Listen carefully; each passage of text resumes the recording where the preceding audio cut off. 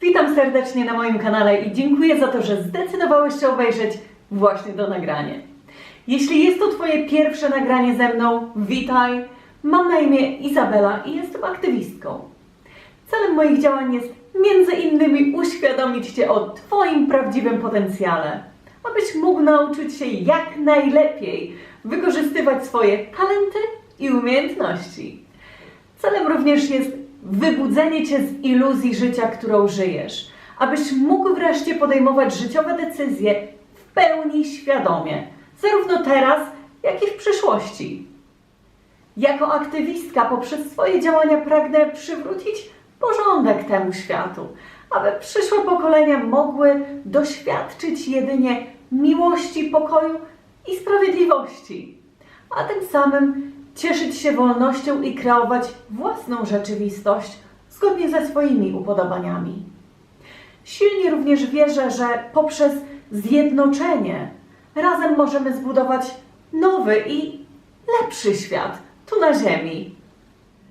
Wszystkie informacje, którymi się z Tobą dzielę, są wyrazem moich własnych poglądów i opinii wynikających z moich badań i obserwacji, które prowadzę już od lat.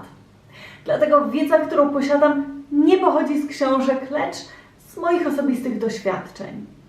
Oznacza to, że w swojej pracy nie używam żadnych innych materiałów, aby chociażby udowodnić Ci swoją prawdę. Wszelkie informacje zawarte w moich materiałach również nie mają na celu nikogo obrazić, a tym bardziej zmieniać czyichś poglądów. Wręcz przeciwnie. Moim celem jest zachęcić Cię do refleksji nad własnym systemem przekonań i zmotywować Cię do zbudowania własnej, silnej opinii wokół omawianego przeze mnie tematu. Dziś opowiem Ci kolejną już z serii wielu historię z życia wziętą. A w tym celu zabiorę Cię w podróż do przeszłości, gdzie ujawnię Ci swoje największe sekrety. Podzielę się z Tobą osobistymi doświadczeniami, tymi nawet najbardziej dotkliwymi, które przez lata budowały mój charakter i tworzyły postać, którą dziś jestem.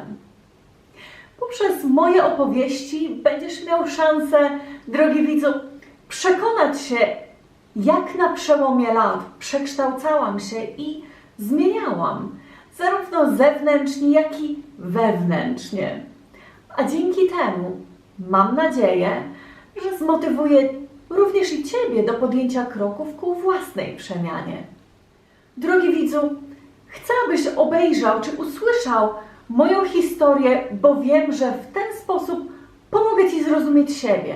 A to oznacza, że zajrzysz do najgłębiej ukrytych tajemnic ludzkiego umysłu, czyli swojego umysłu.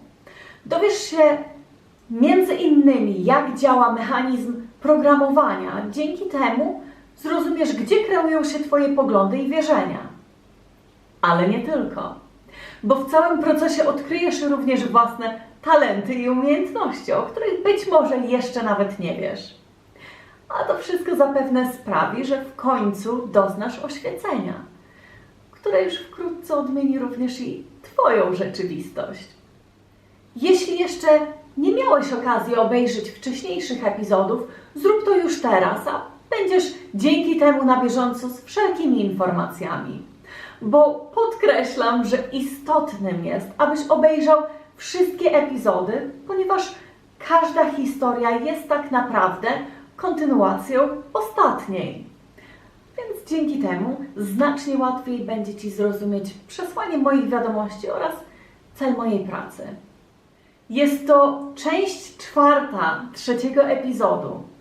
Dziś opowiem Ci o tym, jak w magiczny sposób zostałam poprowadzona ku podjęciu kolejnego już kroku ku jeszcze większej przemianie.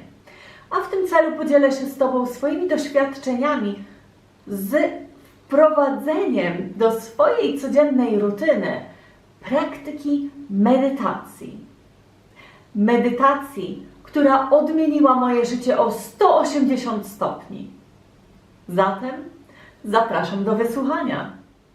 Życie w ciągłym biegu, niezdrowy styl życia, brak umiarkowania w jedzeniu i piciu, życie w nieświadomości. To jedynie kilka przykładów z długiej listy faktorów przyczyniających się do naszych chorób. A dlaczego prowadzimy taki styl życia?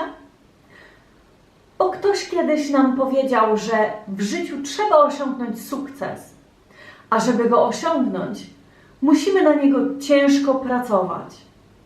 Najczęściej kosztem wszystkich pozostałych aspektów. I niestety większość ludzi faktycznie się z tym godzi. A dzieje się tak za sprawą przekazanych nam z pokolenia na pokolenie wierzeń, które sprawiają, że nie potrafimy dostrzec innej jak ta rzeczywistości.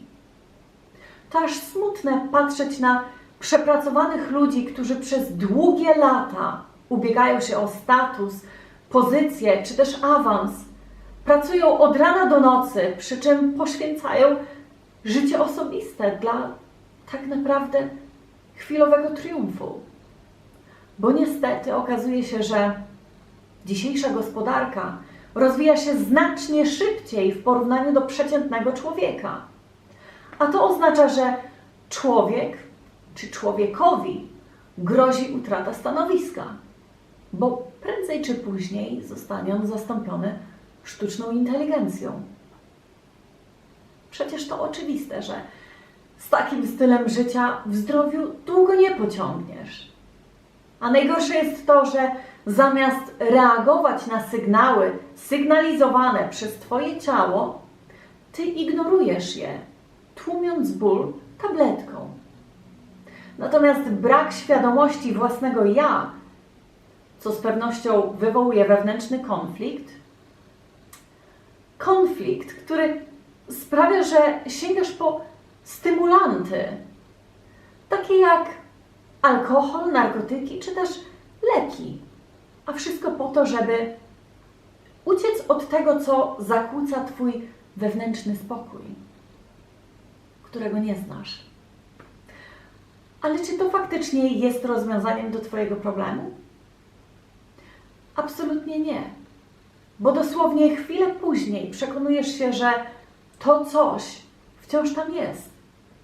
I to powraca jak ten bumerang w najmniej oczekiwanych momentach. Jest takie powiedzenie, jak trwoga, to do Boga. Najpierw naważymy sobie piwa, a później nie ma komu wypić. A co Bóg ma na to wszystko zaradzić? Przecież to Ty z własnej i nieprzymuszonej woli podejmowałeś takie, a nie inne decyzje w życiu, tak? Drogi widzu, powiem Ci jedno. Jeśli jakimś sposobem wpakowałeś się w problemy, to uwierz, że nikt inny, ale Ty sam powinieneś wiedzieć, jak z nich wyjść. Jedyne, co stoi Ci na przeszkodzie, to Ty i Twoja ograniczona wizja postrzegania rzeczywistości.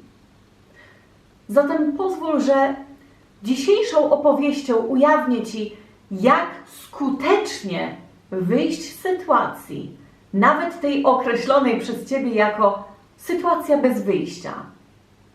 Zapraszam. Tamtego popołudnia doznałam prawdziwego olśnienia. Jakiś silny impuls mówił mi, że medytacja odmieni moje życie. A ja, szczerze mówiąc, nie miałam nawet pojęcia, czym ona jest. Czułam, jak gdyby powracała mi jakaś pamięć, która zdecydowanie nie pochodziła z wcześniej zakodowanych przeze mnie czy przez mój umysł informacji. Brzmi tajemniczo. Wtedy też tak myślałam, ale zamiast rozmyślać nad pochodzeniem tych informacji, wolałam skupić się na ich znaczeniu. Zastanawiałam się, dlaczego akurat w tym momencie i czym była ta sekretna wiedza, która w zupełności pochłonęła moje myśli. Zatem zabrałam się za poszukiwania. Na początku chciałam dowiedzieć się wszystkiego o medytacji. Oczywiście wiesz, co się dzieje, kiedy wpiszesz frazę w wyszukiwarkę Google. Wyskakuje kilkanaście różnych linków, które doprowadzą Cię do poszukiwanych przez Ciebie informacji. Powiedzmy. Ale skąd wiedzieć, że ten link, który wybierzesz jako pierwszy, będzie tym właściwym? Ja mówię, że jest to intuicja.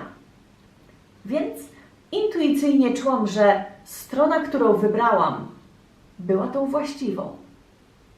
I się nie pomyliłam. No więc przeczytałam jakieś informacje na temat praktyki medytacji, a w tym aktywacji pól energetycznych w ciele, co rzekomo miało mi pomóc w osiągnięciu wewnętrznej równowagi. Przyznam, że już na samą myśl o rozpoczęciu praktyki czułam ekscytację, bo to było coś nowego. Po czym doczytałam, że aby doprowadzić ciało do prawdziwego błogostanu, należy praktykować latami. A mi się spieszyło, bo moja sytuacja życiowa, w której obecnie byłam, poważnie mnie frustrowała. A to chociażby dlatego, że nie wiedziałam, dokąd zmierzam. Miałam zupełny mętlik w głowie. Przestał mnie już bawić mój obecny styl życia. Straciłam zainteresowanie nawet imprezami. W dodatku miałam już dość tych wszystkich nieodpowiedzialnych znajomych. Potrzebowałam kolejnej zmiany i to zdawało się być silniejszym od samego ego, które oczywiście usilnie trzymało się tego, co znane. Bez względu na to, jak bardzo toksyczne to faktycznie było. No więc przeczytałam krok po kroku instruktaż, jak prawidłowo medytować. Po czym ujrzałam na tej samej stronie zdjęcie starszej kobiety, która była jakimś hinduskim guru. Ale o tym zaraz. Bo pierwszym krokiem właściwie było znalezienie zacisznego miejsca. Następnie znalezienie wygodnej dla siebie pozycji i tam było wymienionych kilka, z czego dla mnie odpowiednią okazała się być pozycja tak zwana lotosa, czyli siat skrzyżny albo po turecku, jak to mówimy. Natomiast krokiem trzecim właśnie było powtórzenie słów, które widniały pod zdjęciem właśnie tej kobiety. Do tego miałam przyłożyć 2 palce, a dokładniej wskazujący środkowy lub całą dłoń do tego zdjęcia. Więc tak zrobiłam. Po czym powtarzałam napisane tam słowa, które były formą prośby o pomoc w aktywacji tych wszystkich pól, czy 7 nawet pól energetycznych w ciele. I wtedy stało się coś dziwnego. Poczułam jakiś przepływ energetyczny, który najpierw przeszedł mi przez palce, a następnie do całego ciała. Ciarki mnie przeszły. Raptem poczułam niesamowitą ekscytację, no magia, więc nie przestawałam. I kiedy już powtórzyłam, jak wskazano 3 razy, zamknęłam oczy i policzyłam do 10, po czym odpłynęłam. Czułam, jak gdybym znalazła się we własnym wnętrzu. Ciało było zrelaksowane do tego stopnia, że przestałam je w ogóle czuć. Natomiast pomieszczenie, w którym przebywałam, zupełnie przestało istnieć. Jak gdybym straciła kontakt ze światem zewnętrznym. Poczułam się zupełnie wolna i nieograniczona. Dosłownie scaliłam się z jakimś ruchem wirowym, który wytworzył się we wnętrzu mojego ciała. Co więcej, wyłączyły się niechciane i negatywne myśli i uczucia. Ja po prostu tam byłam. I im dłużej utrzymywał się ten stan, tym lepiej się czułam. A dokładniej, czułam się oczyszczona, bo oprócz błogiego stanu, swobody i relaksu nie czułam już nic. Wyobraź sobie, w jednej chwili jesteś kłębkiem nerwów, po czym zamykasz oczy, odliczasz do 10, głęboko oddychasz i dosłownie chwilę później coś rozluźnia wszystkie sploty nerwowe w Twoim ciele. I raptem przestajesz już wałkować jakieś natrętne myśli. Raczej stajesz się obserwatorem całego widowiska. Bo tak siedząc we własnym wnętrzu, uświadamiasz się o tym, że to nie Ty kreujesz te wszystkie myśli, lecz Twój umysł. A zatem obserwując napływające myśli, jesteś w stanie zadecydować o tym, na czym chciałbyś skupić swoją uwagę. Brzmi troszeczkę zagadkowo, co? Obiecuję wyjaśnić troszeczkę później, o co tu chodzi, ale póki co pozwól, że będę kontynuować. No więc siedzisz w tym wnętrzu i raptem napływają jakieś myśli. Na przykład, co by tu zjeść na kolację? Czy myślisz, że Twoja sytuacja wkrótce się zmieni? Ale mi tu dobrze. Ciekawe, czy uda mi się wejść w ten sam stan następnym razem.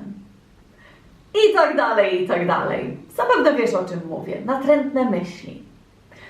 Z tym, że kiedy stajesz się obserwatorem własnych myśli, możesz po prostu powiedzieć sobie: chwila. Dlaczego ja w ogóle myślę teraz o kolacji, jak dopiero co jadłam obiad? Albo po co myśleć o tym, czy uda mi się następnym razem, kiedy jedyne, co teraz jest istotne, to pozostać w tym błogim stanie, w którym jestem obecnie. Rozumiesz? A zatem, odpowiadając na pytanie, czym jest medytacja, odpowiedziałabym, że medytacja jest formą ćwiczenia praktycznego pozwalającego wejść w wyższy stan świadomości, gdzie ja staję się jednocześnie obserwującym i doświadczającym.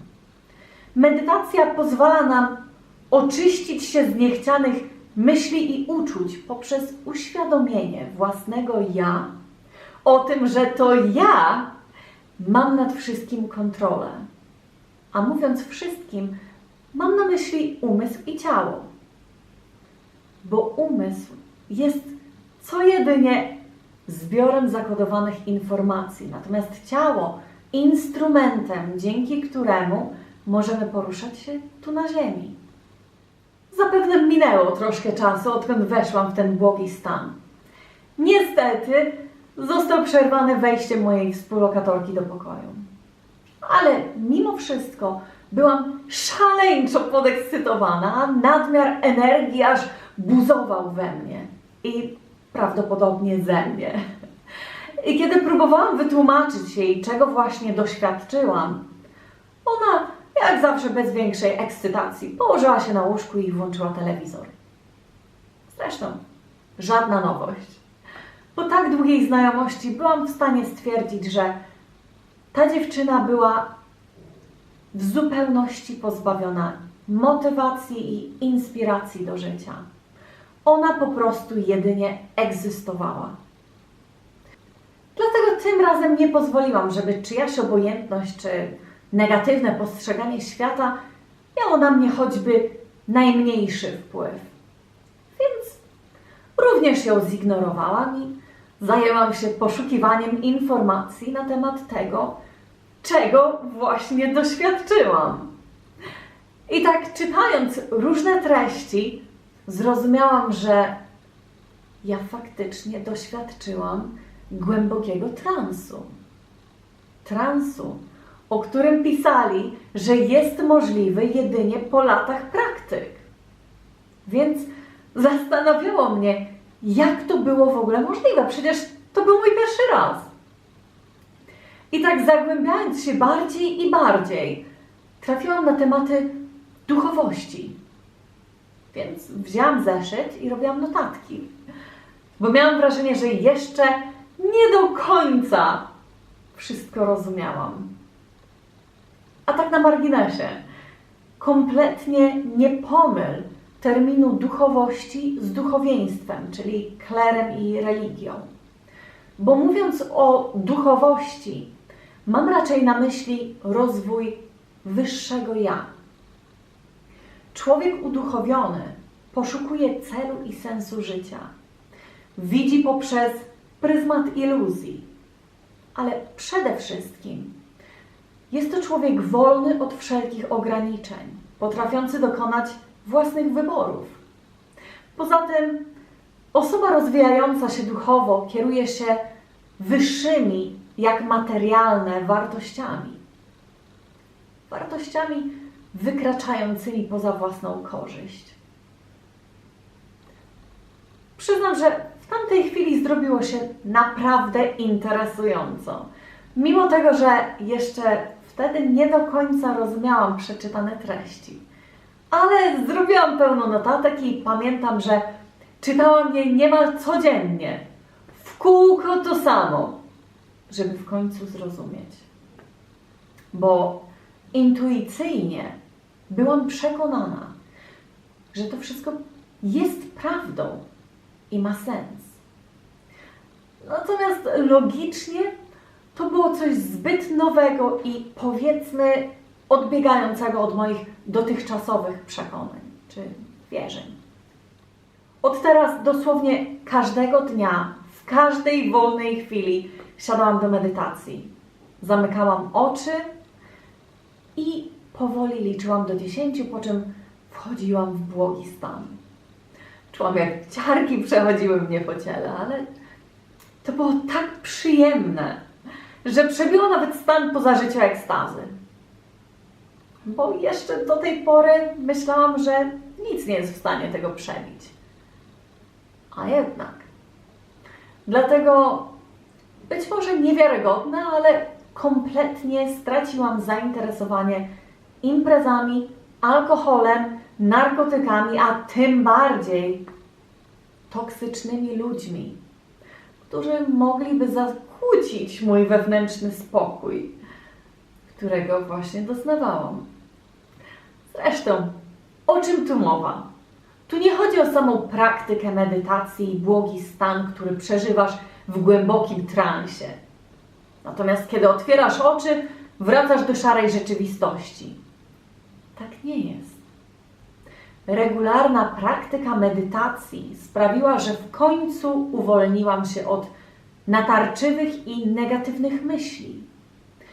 Ale jeszcze większą rewelacją było to, że kiedy w końcu w moim wnętrzu zapanował spokój, raptem ten sam spokój zamanifestował się w świecie zewnętrznym. Podam Ci kilka przykładów. Kiedy na przykład szłam ulicą, wszyscy raptem zwracali na mnie uwagę. Byli uprzejmi, witali mnie i z uśmiechem życzyli miłego dnia. I nie mówię tu o jakichś napalonych mężczyznach, lecz ludziach patrzących na Ciebie jak na coś więcej niż tylko ciało. Bo w rzeczywistości byłam ubrana w sportowe ciuchy, bez makijażu, a ci patrzyli na mnie, jakby widzieli coś więcej niż tylko postać. Albo autobus, który zawsze się spóźniał, raptem przyjeżdżał na czas. W momencie, kiedy okazało się, że mamy nakaz eksmisji, ja dostałam ofertę zamieszkania w nowym miejscu. Ale zauważ, już nie w Croydon jak wszystkie poprzednie mieszkania. Tym razem miałam okazję zamieszkać na uboczu. Można powiedzieć, że w naturze. Co z pewnością sprzyja praktyce medytacji, tak? Więc teraz, kiedy ktoś dzielił się ze mną swoimi problemami, ja ze stoickim spokojem tłumaczyłam im, że to nie jest problem. To jedynie wytwór ich wyobraźni, która bazuje na podstawie zakodowanych przez nich negatywnych wzorców czy też informacji. I to zjawisko nazywam właśnie widzeniem poprzez pryzmat iluzji. Bo kiedy jesteś w stanie przejąć kontrolę nad własnym umysłem i wyciszyć negatywny głos, Raptem oczyszczasz swój umysł i widzisz jasno i przejrzyście. Być może to zabrzmi niewiarygodnie, ale zapewniam Cię, że to jest prawdziwe. No i nadszedł dzień kolejnej już przeprowadzki, a tym samym rozstanie z koleżanką. I nie zamierzałam utrzymywać z nią kontaktów. Szczerze mówiąc, już nie miałam jej nic za złe, bo wszystko dosłownie z dnia na dzień minęło. Zresztą, jaki sens jest trzymać w sobie żal czy gniew do kogoś, kiedy to nie ich w ten sposób krzywdzimy, tylko siebie. Ja po prostu wiedziałam, że teraz już zbyt mocno się od siebie różniłyśmy. Poza tym nie interesowały nas już te same rzeczy, więc to był nasz czas rozłąki. Co wyniosłam z tej znajomości? Przede wszystkim, żeby pozostać niezależną i żyć na własny koszt. Żeby skupiać się na pięknie własnego wnętrza, a nie wyglądzie zewnętrznym. Zrozumiałam również, że nie należy usilnie pomagać ludziom, którzy nie proszą o pomoc. Czy też, żeby nie robić tego, co robią inni, tylko po to, żeby im się przypodobać. Ale również to, że należy szanować siebie i swoje ciało. Po tych wszystkich toksycznych znajomościach naprawdę czułam się wykończona psychicznie, więc zdecydowałam, że odizoluję się od wszystkich i poświęcę więcej czasu sobie i własnym potrzebom. I tak też zrobiłam. A tak w sumie w pierwszej kolejności musiałam zabrać się za swój pokój, który był w opłakanym stanie. Szczerze mówiąc, jak zobaczyłam go za pierwszym razem, to miałam łzy w oczach. Ale to nie powstrzymało mnie przed przeprowadzką. Więc kiedy po raz kolejny weszłam do pokoju, ze znacznie świeższym spojrzeniem stwierdziłam, że przyda się jedynie kilka małych drobiazgów, trochę posprzątać, no i pokój będzie nie do poznania.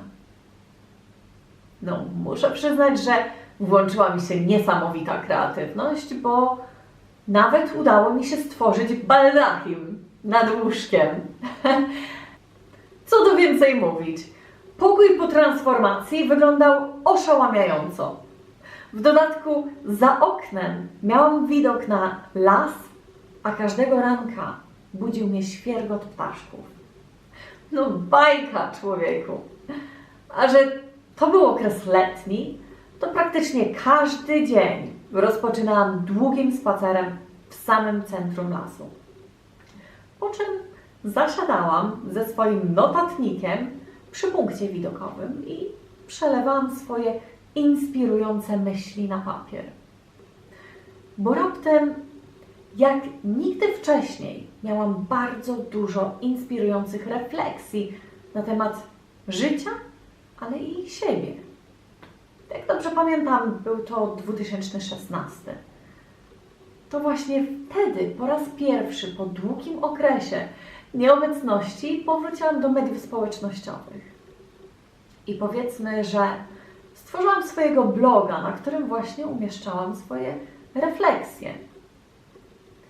I o dziwo to faktycznie przyciągało dość sporą grupę odbiorców. Dostawałam od ludzi przepiękne wiadomości z podziękowaniem za motywację. A przecież ja robiłam to zupełnie bezinteresownie. Było mi niesamowicie radośnie w sercu, a co niektóre wiadomości nawet poruszały mnie do łez. To dość fascynujące, jak szybko i jak bardzo może zmienić się Twój pogląd na świat, ale i Ty sam.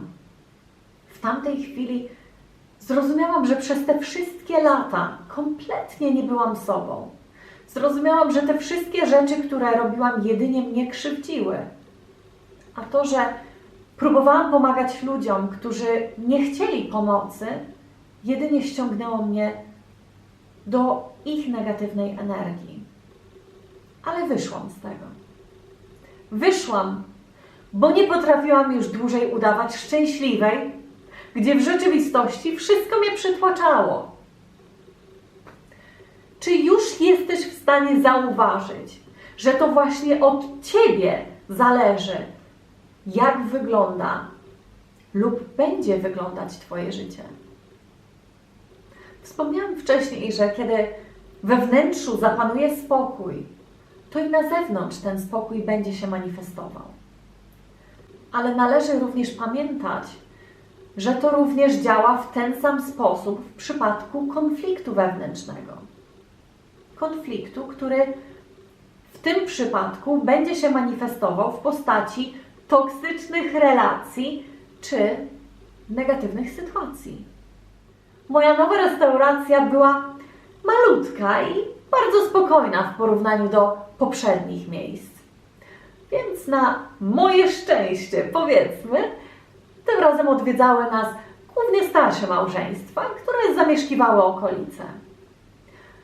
A że przychodzili praktycznie codziennie, to dość szybko się zaprzyjaźniliśmy.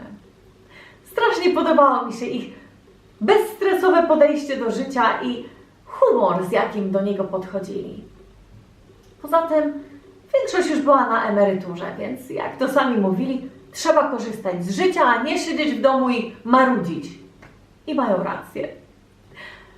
Tak prawdę mówiąc, to właśnie im zawdzięczam swoje ogromne postępy w nauce angielskiego. Bo jak też się okazało, większość z nich była rodowitymi Anglikami, więc po kilku miesiącach przebywania w ich towarzystwie automatycznie przejęłam ich akcent. Co więcej, to również dzięki nim stałam się pewniejsza siebie i bardziej otwarta na omawianie znacznie głębszych tematów, które faktycznie mnie interesowały. Już nie miałam tego poczucia, że zostanę przez kogoś oceniona lub niewysłuchana, bo w porównaniu do dawnych znajomych teraz faktycznie mogłam wykazać się wiedzą, bo miałam słuchaczy, gdzie wcześniej było to niemożliwe, bo jak już wspomniałam wiele razy, nikt nie był zainteresowany czymkolwiek innym od samego imprezowania. Totalnie dwa odmienne światy. I szczerze mówiąc, ten nowy świat znacznie bardziej mi odpowiadał. Przeżyłam tam swoje jedne z lepszych czasów. A to wszystko zawdzięczam właśnie głównie medytacji. Od teraz każdy dzień rozpoczynałam ćwiczeniem wdzięczności, a następnie krótką lub dłuższą medytacją. Ale zanim jeszcze weszłam w trans, najpierw wypowiadałam głośno intencję, która była formą modlitwy. Na przykład intencją było dowiedzieć się czegoś więcej o sobie, o moich zdolnościach, możliwościach, prawdziwych pasjach, pragnieniach. Poczułam, że odkąd do tej pory skupiałam się wyłącznie na innych, zbyt mało znałam prawdziwą siebie.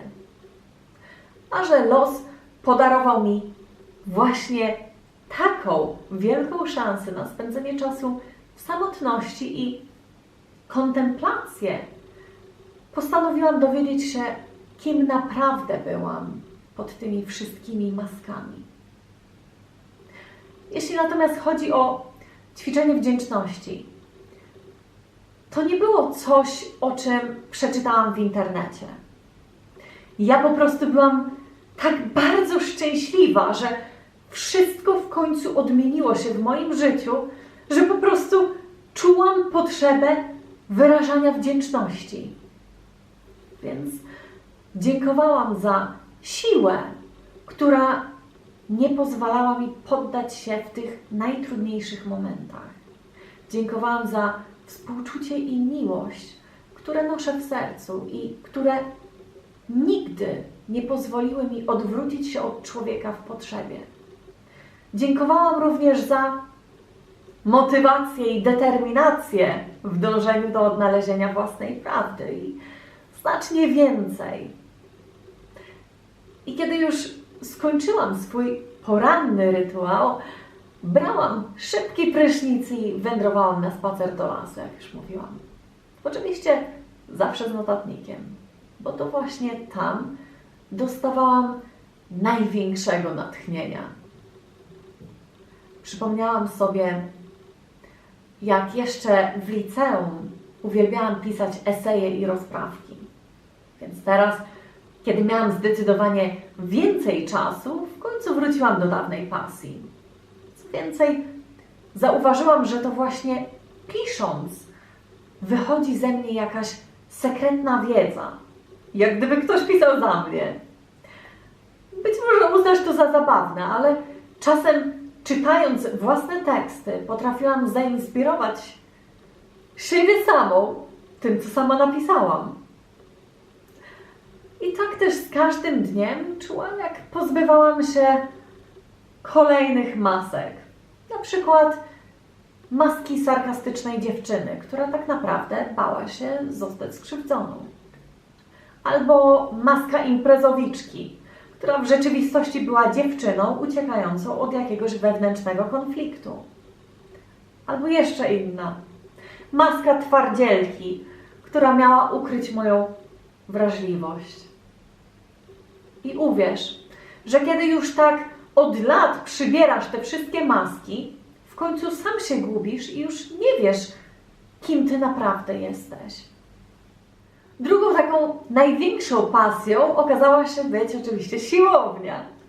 To właśnie tam przesiadywałam najwięcej czasu. I zapewne uznasz mnie za szaleńca, ale na siłownię chodziłam codziennie, a czasem nawet 2 razy dziennie. Odkąd nie marnowałam czasu i energii na toksyczne relacje, miałam w sobie tyle nagromadzonej energii, że musiałam ją gdzieś spożytkować. A sama praca raczej nie dawała mi tej możliwości, więc chodziłam na siłownię. Co więcej, siłownia była otwarta 24 godziny na dobę, 7 dni w tygodniu, więc ćwiczyłam dosłownie o każdej porze dnia i nocy. I choć czasem poznałam tam wielu sympatycznych ludzi, mimo wszystko pozostawałam w swoim przekonaniu. To był mój czas, więc nie zagłębiałam się w żadne większe relacje.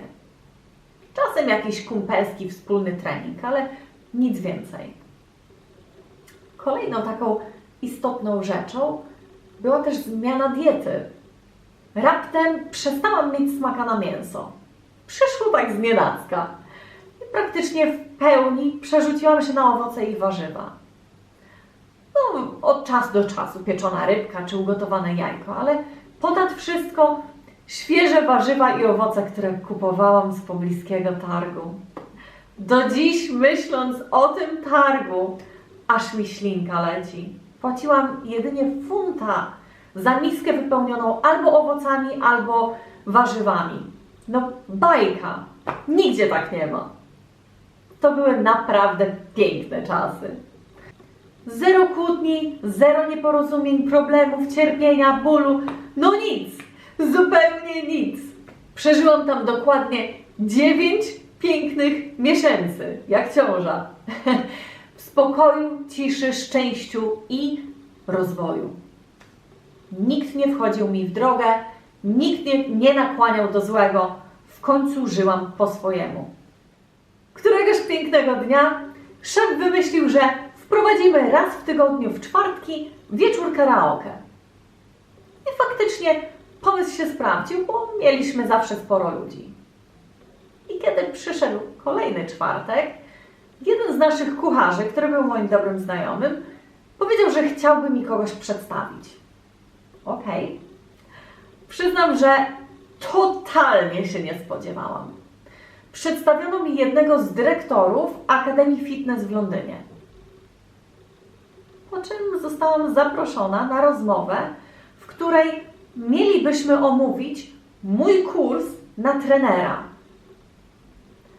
Po pierwsze, nigdy nikomu nie powiedziałam, że chciałabym być trenerem. Poza tym było mi dość wygodnie tu, gdzie byłam. No właśnie, ale chyba zbyt wygodnie. Bo jak widać, siła wyższa chciała, żebym podjęła się czegoś nowego. Więc powiem szczerze, na początku mnie zamurowało i włączył się strach. Że niby ja trenerem? Kurs w języku angielskim? No nie wiem. Poza tym koszta. Na pewno sporo kosztuje taki kurs. Ale mężczyzna nie odpuszczał i prosił o spotkanie następnego dnia, który tak się złożyło, że miałam wolny. Zbyt wiele magicznych rzeczy wydarzyło się w tamtym okresie, żebym wciąż naiwnie wierzyła, że to był jedynie zbieg okoliczności. Więc spotkałam się z nim, ale bałam się jak cholera. A bałam się, bo jeszcze wtedy nie wierzyłam, że poradzę sobie na tym kursie. Przecież ja mieszkałam tam zaledwie 3 lata. Ale ku memu zdziwieniu, oczywiście, mężczyzna okazał się być naprawdę sympatyczny i bardzo pomocny. Zapewnił, że wykładowcy są ekspertami i że z pewnością pomogą mi 2 razy bardziej, jeśli zajdzie taka potrzeba. Poza tym okazało się, że przysługuje mi pożyczka studencka, a więc państwo pokryło całe koszta mojego kursu. Zupełnie nie spodziewałam się, że na kursie będzie aż tak dobrze. A to z pewnością dlatego, że miałam świetną grupę, co zdecydowanie ułatwiło przebieg kursu. Sam kurs trwał 4 miesiące, więc był dość intensywny. I choć faktycznie musiałam przetłumaczyć sobie słowo w słowo całe 2 potężne segregatory notatek, to było warto. Bo przynajmniej wzbogaciłam swoje słownictwo w jeszcze innej dziedzinie, tak? No i najważniejsze, czyli to, czego obawiałam się najbardziej. A były to egzaminy z fizjologii i anatomii, które w rzeczywistości okazały się być banałem. Przecież studiowałam medyczne przedmioty w przeszłości, a wiedza się zachowała. Poza tym większość nazw w języku angielskim pozostała niezmiennie w języku łacińskim, więc miałam ułatwione zadanie. Co więcej, dzięki tak naprawdę temu kursowi miałam szansę wyrwać się do centrum Londynu i poprzebywać w nowym otoczeniu. I przyznam, że zatęskniłam znowu za tym szumem i gonitwą ludzi. Jak gdyby otworzyły się nowe drzwi do zupełnie innego, nieznanego mi świata. Oczywiście, że miałam jakieś tam obawy, ale fascynacja i ekscytacja tym, co może mnie spotkać, kiedy już podejmę pracę trenera, były znacznie silniejsze. Więc nie przeciągając dłużej, zdałam ten kurs bez najmniejszych problemów, mimo wcześniejszych obaw. Jak chcesz, to możesz. Jak to się mówi, jeśli nie spróbujesz, to nigdy się nie dowiesz. Myślę, że wypchnięcie się ze strefy komfortu i stanięcie twarzą w twarz z tym, co nieznane, na początku faktycznie jest przerażające. Ale satysfakcja, jakiej człowiek doznaje, kiedy już podejmie ten krok i faktycznie to zrobi, jest bezcenna. Więc od tej pory obiecałam sobie, że już nigdy więcej nie zawaham się, kiedy przyjdzie do mnie jakaś kolejna szansa na zmianę. A przy okazji sprawdzenie siebie i własnego potencjału. Więc nie zwlekając, zaraz po ukończeniu zaczęłam poszukiwania pracy. I to zabawne, ale pamiętam, że spośród wszystkich ofert mnie zainteresowała tylko jedna na cały Londyn. Ta, która znajdowała się w drugiej strefie. A jeszcze zabawniejsze jest to, że faktycznie dostałam tę pracę. Ale zanim jeszcze odeszłam z restauracji całkowicie, pracowałam między dwoma miejscami, co było dosyć intensywne. Bo oczywiście znowu nie potrafiłam rozstać się z tą rodziną. Aż w końcu ściągnęli do restauracji menadżera, który okazał się być strasznym plotkarzem. Mało tego, był bezczelny i nie miał zahamowań. Wymyślał o ludziach jakieś kolorowe historie. W twarz mówił co innego, a za plecami co innego. Że nasze energie zupełnie od siebie odbiegały, to można powiedzieć, że to właśnie on zadecydował o tym, że odeszłam znacznie szybciej. Takie pytanie do Ciebie, drogi widzu. Czy już dostrzegasz, jak los nam pomaga? Nie potrafiłam rozstać się z wygodą, ale jednocześnie szukałam możliwości rozwoju. Więc można powiedzieć, że obcy mi ludzie za moimi plecami zorganizowali mi kurs, za który nie musiałam płacić. Po czym, kiedy powątpiewałam w swoje możliwości i bałam się zupełnej zmiany, zjawił się ten mężczyzna, który swoim zachowaniem wypchnął mnie z mojej strefy komfortu. Więc byłam zmuszona odejść, bo jego zachowanie było odrażające.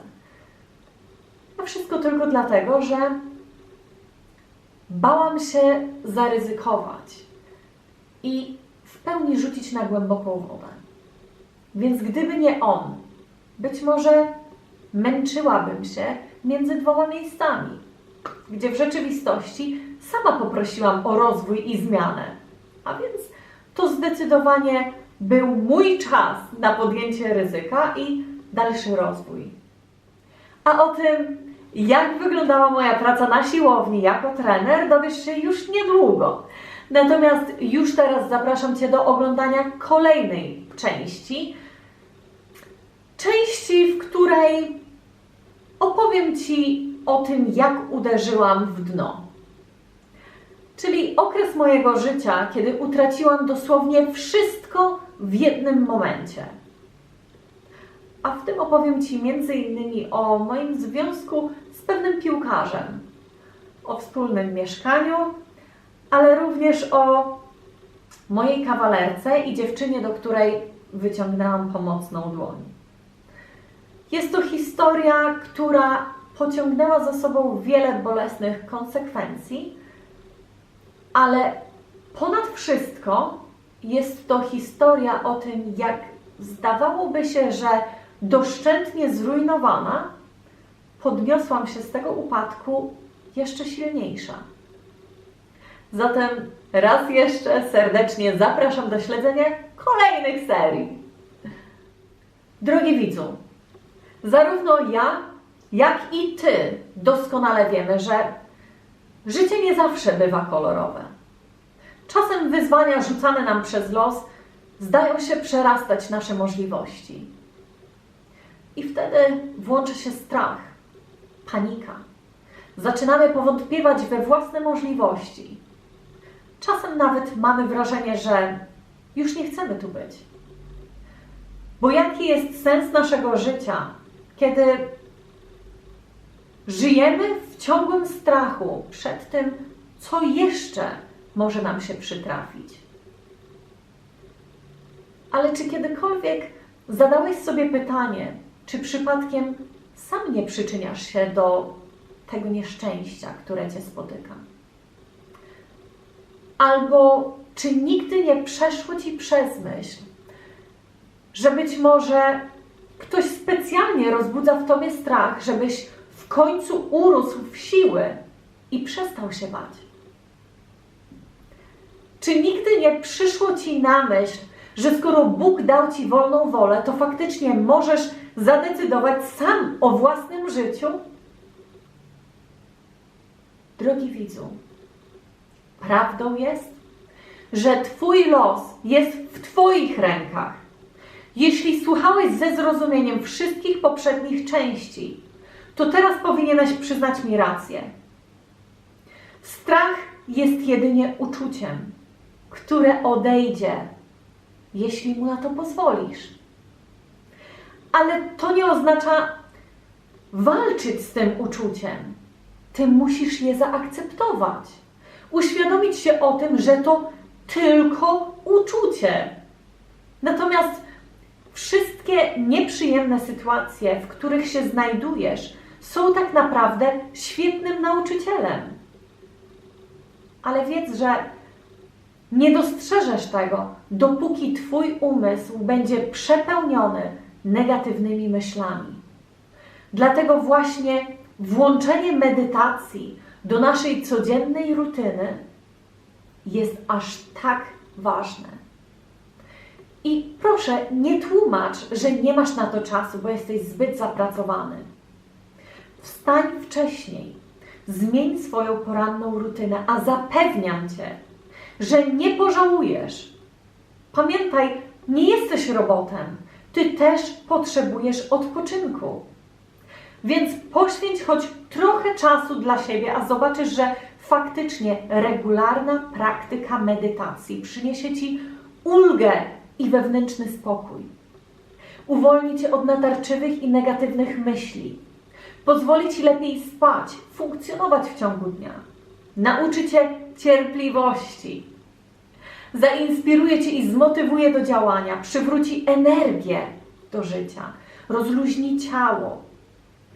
Uleczy wszystkie cierpienia. Nauczy słuchać własnego ciała. Połączyć się z Twoim wewnętrznym ja. I więcej. Bo lista takich pozytywnych oddziaływań na nasze ciało, ale i życie w ogóle jest bardzo długa. Więc kiedy już wprowadzisz te praktyki, zobaczysz, jak szybko odmieni się również i Twoje życie. Więc nie marnuj więcej czasu na zamartwianie się, życie w strachu czy gonitwę za czymś, co jest jedynie złudzeniem szczęścia. Bo prawdziwe szczęście kryje się w Twoim wnętrzu, a nie w świecie zewnętrznym. Mam nadzieję, że to nagranie zmotywowało Cię do refleksji nad własnym systemem przekonań, ale i życiem. A dzięki temu jesteś w stanie spojrzeć na swoje życie z totalnie innej i nowej perspektywy. Życzę Ci wytrwałości, cierpliwości i dużo siły w dążeniu do odnalezienia własnej prawdy.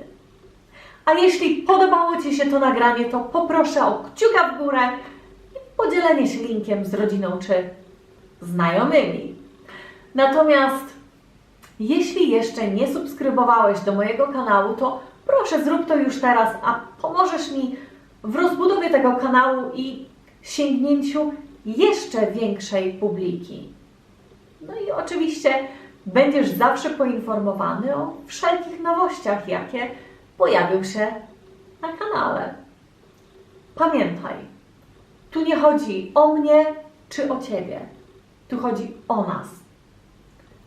Świat potrzebuje przemiany. A tymczasem pozdrawiam serdecznie, dziękuję raz jeszcze i do następnego razu. Hej!